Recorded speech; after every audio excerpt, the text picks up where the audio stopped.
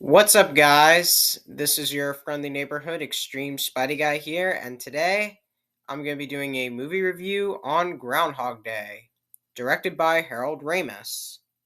So, how was this movie made? Well, Rubin convinced that the outline for Groundhog Day in the early 1990s.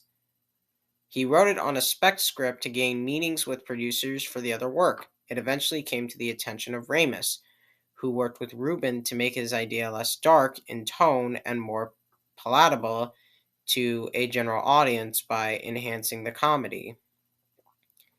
After meeting the cast, Murray clashed with Ramis over the script. Murray wanted to focus on philosophical event elements, whereas Ramis con, con, con, contracted on the comedic aspects. Principal photography took place from March to June 1992, almost entirely on Woodstock, Illinois. Filming was difficult in part because of the bitterly cold weather, but also because of the ongoing conflict between Ramis and Murray. Groundhog Day was considered a box office success on its release, earning $100.5 million to become of the highest grossing films of 1993. It also received generally positive reviews. Reviewers were consistent in praise for the film's successful melding of highly sentimental and deeply cynical moments, and for the philosophical message beneath the comedy. It received multiple awards and nominations and won a BAFTA award for Best Original Screenplay for its success. The film marked the end of Ramis and Murray's long collaborative partnership, which had produced films like Caddyshack and Ghostbusters. After filming ended, the pair did not speak to each other until shortly before Ramis' death in 2014. The film was a showcase for Murray. He had previously been seen as a comic actor, and his performance led to more serious roles in critically acclaimed films. In the years since it released, the film has grown in esteem. It is often considered among the greatest of the films of the 1990s and one of the greatest comedy films ever. It also has a significant effect on pop culture. The term Groundhog Day, meaning a notorious, unpleasant, repetitive situation, has become the part of an English lexicon. Buddhist, Christian, Jewish scholars have analyzed the film as religious allergy. Groundhog Day is also credited with having the unshared in mainstream acceptance of comedy films fantasy genre elements. In 2006, the U.S. Library of Congress selected the film for preservation in the National Film Registry. Groundhog Day was adapted into a 2016 musical and a 2019 inspired video game sequel, Groundhog Day, Like Father, Like Son. So, what's the story for this movie?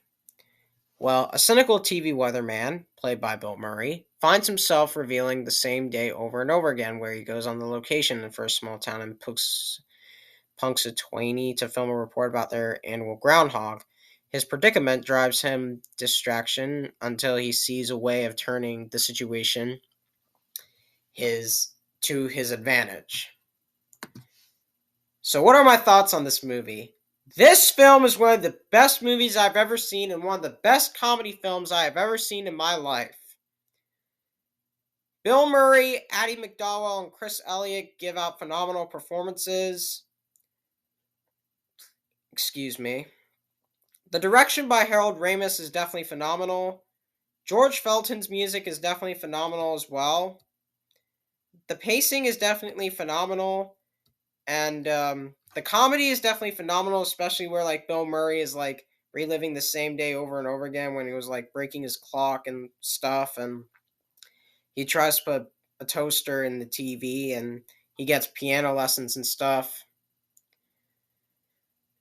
So the film starts off on February 1st. Television weatherman Phil Connors reassures his Pittsburgh viewers that an approaching blizzard will miss Western Pennsylvania alongside his new producer Rita Hanson and cameraman Larry. Phil travels to Punxsutawney for his annual coverage of Groundhog Day festives.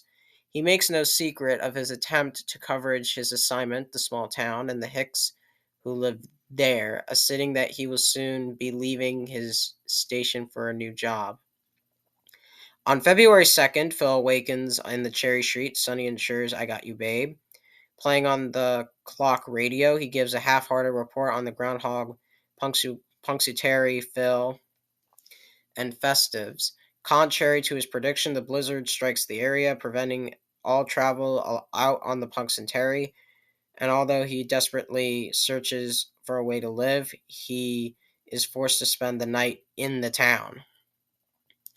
The next morning, Phil wakes once more to I Got You Babe and the same DJ banter on the radio in his room, Cherry Street Inn.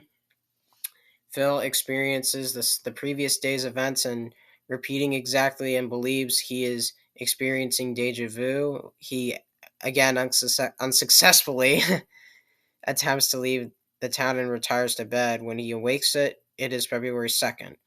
Phil gradually realizes that he is in a time loop of which no one else is aware. He confides his situation to Rita, who directs him a neurologist, who is in turn to direct him into a psychologist. Neither can explain his experiences.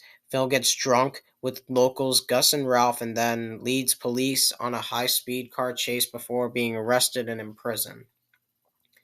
The next morning, Phil awakens in Cherry Street Inn. Realizing that there are no consequences for his actions, Phil begins spending loops in indulging in binge eating, one-night stands, robbery, and other dangerous activities, using his increasingly knowledge of the day's events and town residents to manipulate circumstances to his advantage. Eventually, he focuses on seducing Rita, using the loops to learn more about her and manipulate her. No matter what steps he takes, Rita rebuffs his advantages, particularly when Phil tells he loves her. Rita asserts that he does not even know her.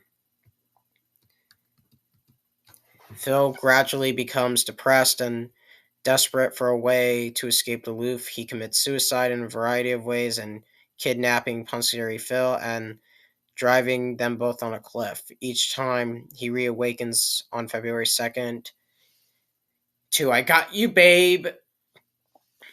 He eventually tries to explain the situation to Rita again, using his detailed knowledge of the day accurately to predict events. Convinced, Rita spends the rest of the day's loop with Phil.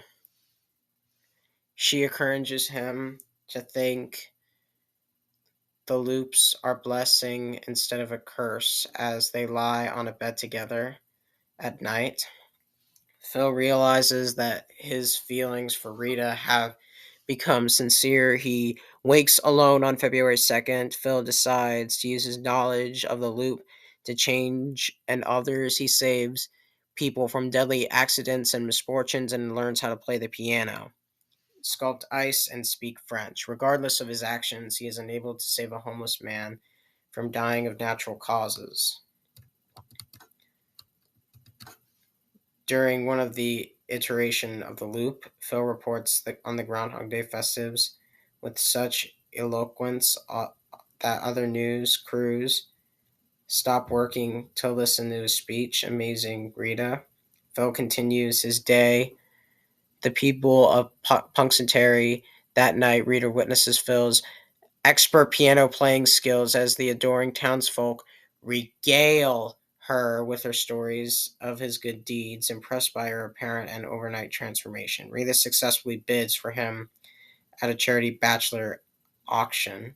Phil craves an ice sculpture in Rita's image and tells her no matter what happens, even if he is trapped in the loop forever, he is finally happy because he loves her. They share a kiss and retire to Phil's room. He wakes to the next morning, I got you, babe, but finds Rita is still in bed with him, and the radio banter has changed. It is now February 3rd, and Phil tells Rita he wants to live in Punxsutawney with her. And Phil Connors is definitely my second favorite performance from Bill Murray behind Peter Venkman in the Ghostbusters films. And you can even see cameos from like Ken Hudson, Harold Ramis, Hynden Walsh, Michael Shannon, David Pasquale, and Richard Hansel. And the ending is definitely phenomenal as well, and very heartwarming. Now, are there any bad qualities I have with this film? Absolutely not, and here's how I'm gonna rate it.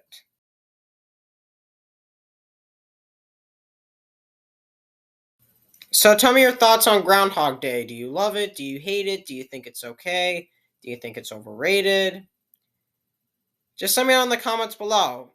And just let you know, this is going to be uploaded like before the review of Be My Valentine, Charlie Brown, because I got a haircut right here. I think this week I got a haircut, so I probably already recorded that before I got my haircut though. But this will probably be uploaded like around a week before that. But anyways, I'll see you all later.